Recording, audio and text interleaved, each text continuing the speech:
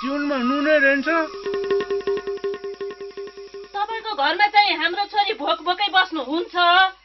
तपाईलाई चाहिँ नि अलिकति नुन खल्लो हुनु हुँदैन?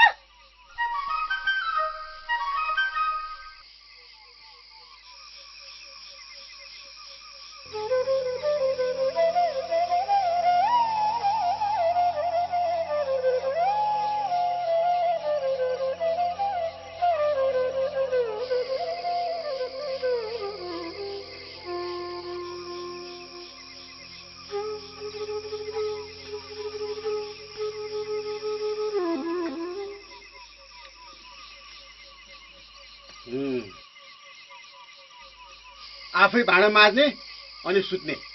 मेरो छोरीले तिम्रो घरमा धेरै भाँडा माझिसके है। अब हामी सुत्छौँ।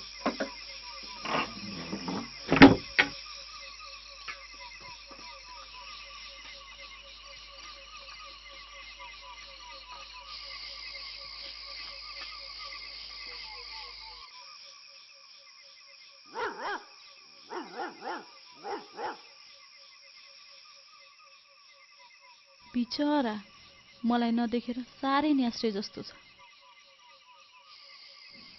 आँखाभरि आँसु, टलपल टलपल, कस्तो माया लाग्दो। ऊ तल पिँढीमा, आफू चाहिँ यहाँ। भेट्न पाए पनि हुन्थ्यो।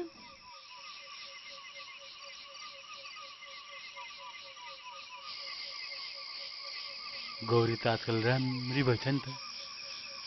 गाला पनि पुटुक्क पारी छ। यसो भेटेर दुःख सुखको कुरा बाँड्ने विचार थियो। बुढाबुढीले आँगनमा ल्याएर सुताइदिए, डल्ल्याइदिए। ठिकै छ, म पनि त गए गुज्रेको ज्वाइँ त हो नि। कहाँबाट उठ्ने अब, कहाँबाट पुग्ने अब माथि। यसो बुद्धि लगाएर यसो सोद्धाखेरि झ्यालबाट उगुडेर जानु पर्यो क्या हो।